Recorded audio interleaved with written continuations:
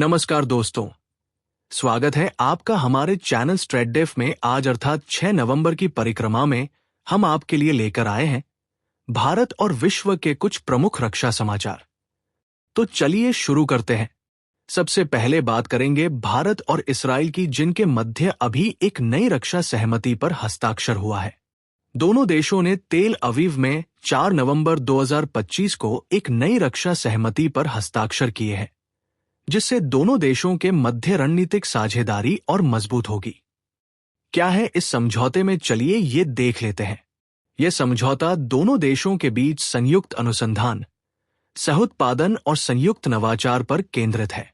यह समझौता दोनों देशों को सुनिश्चित करता है कि वे बेहतर तकनीकों का आदान प्रदान करें, नई सैन्य प्रणालियों का विकास करें और साझा सुरक्षा चुनौतियों का सामना मिलकर करें। भारत और इजराइल नई सैन्य तकनीकों जैसे कि आर्टिफिशियल इंटेलिजेंस, साइबर सुरक्षा एवं उन्नत हथियार प्रणालियों में सहयोग करेंगे। दोनों देशों ने रक्षा उद्योगों के बीच सहोत्पादन और सहविकास को बढ़ावा देने का निर्णय लिया है। यह समझौता भौगोलिक और सामरिक दृष्टि से दोनों राष्ट्रों के बीच मजबूत साझेदारी को दर्शाता है। इसमें आतंकवाद का सामना करने हेतु संयुक्त प्रयास, तकनीकी नवाचार में निवेश और दोनों सेनाओं के बीच प्रशिक्षण एवं अनुभव साझा करने पर भी जोर दिया गया है। ये कदम भारत इजराइल संबंधों को परंपरागत सैन्य सहयोग से अधिक तकनीकी और रणनीतिक साझेदारी की दिशा में ले जाने वाला है, जो दोनों देशों को वैश्विक सुरक्षा चुनौतियों का सामना करने में सक्षम बनाएगा।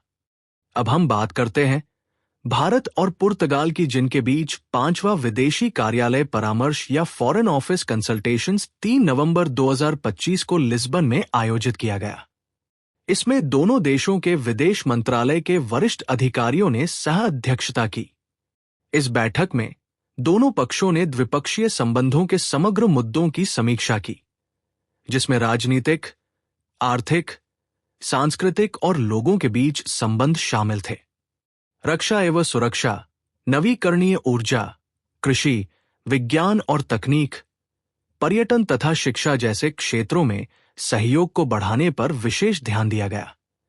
बैठक में वर्तमान में चल रही द्विपक्षीय समझौतों की स्थिति की भी समीक्षा हुई और उन पर शीघ्र निष्कर्ष निकालने के लिए सहमति व्यक्त की गई।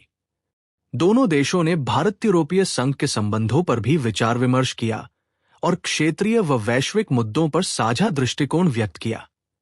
यह सम्मेलन इस वर्ष के महत्वपूर्ण अवसर पर आयोजित हुआ, जब दोनों देश 50 वर्षों की राजनयिक संबंधों के पुनर्स्थापना का उत्सव मना रहे हैं।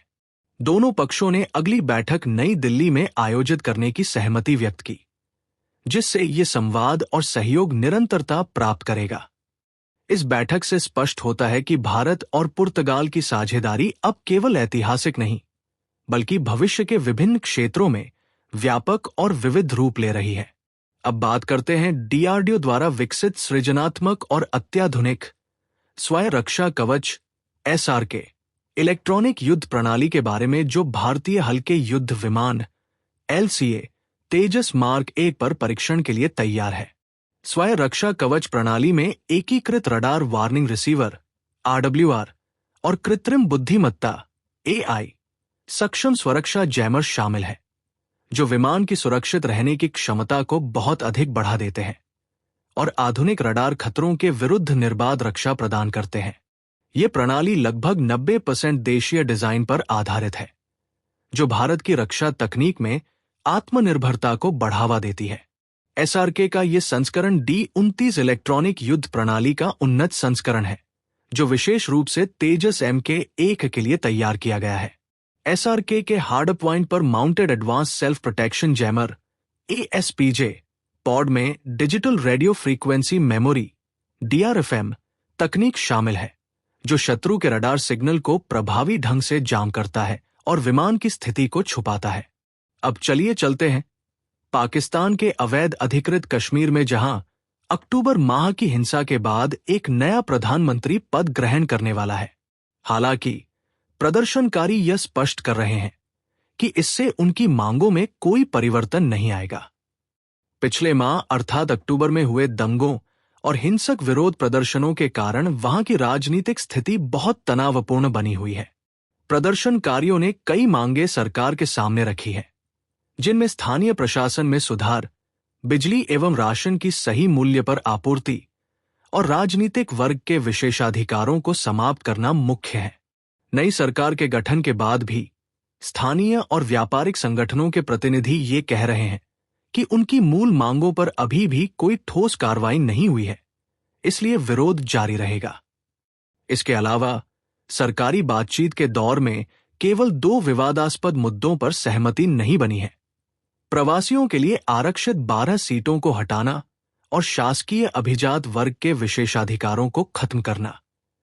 पाकिस्तानी प्रशासन ने हाल ही में इस क्षेत्र में कर्फ्यू और संचार ब्लैकआउट लगा दिया है, जिससे इस क्षेत्र के लगभग 4 मिलियन निवासियों का जीवन प्रभावित हुआ है।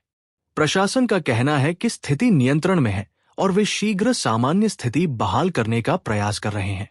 मेरा मानना यह है कि नया प्रधानमंत्री बदलने मात्र से वहां की समस्याओं का समाधान नहीं होगा, क्योंकि विरोध की जड़ें गहरी हैं और जनता अपने अधिकारों और आवाज के लिए जोरदार संघर्ष कर रही है। अब बात करते हैं वाशिंगटन डीसी में 6 नवंबर 2025 को आयोजित होने वाले केंद्रीय एशियाई राष्ट्राध्यक्षों के शिखर सम्मेलन के बारे में, जो कि पिछले 10 वर्षों से चल रहे C5+1 प्रारूप का सर्वोच्च आयोजन होगा। C5+1 प्रारूप में 5 केंद्रीय एशियाई देश कजाकिस्तान, किर्गिस्तान, ताजिकिस्तान, तुर्कमेनिस्तान और उज्बेकिस्तान और संयुक्त राज्य अमेरिका शामिल है। ये प्लेटफॉर्म क्षेत्रीय सुरक्षा, आपूर्ति श्रृंखलाओं, ऊर्जा, डिजिटल तकनीक एवं आर्थिक सहयोग को बढ़ावा देने के उद्देश्य से बनाया गया था। ये शिखर सम्मेलन 2015 में शुरू हुए इस प्रारूप की 10वीं वर्षगांठ का प्रतीक है और ये आशा की जा रही है कि इस सम्मेलन में सुरक्षा सहयोग, ऊर्जा संसाधनों, महत्वपूर्ण खनिजों, डिजिटलकरण और कृत्रिम बुद्धिमत्ता जैसे विषयों पर गहन चर्चा होगी। शिखर सम्मेलन का महत्व इसलिए भी बढ़ जाता है क्योंकि क्षेत्रीय सरकारें विविध साझेदारियों का पीछा कर रही हैं और यूएस इस क्षेत्र के साथ अपने संबंधों को और गहरा करना चाहता है। इसमें संदेह नहीं, क्योंकि 2023 में यूएस के राष्ट्रपति के द्वारा न्यूयॉर्क में आयोजित पहला राष्ट्रपति स्तरीय समिट इस दिशा में एक बड़ा कदम था।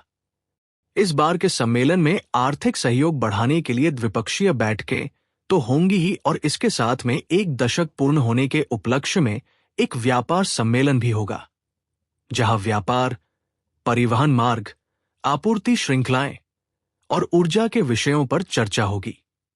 परिक्रमा में अब दीजिए अनुमति।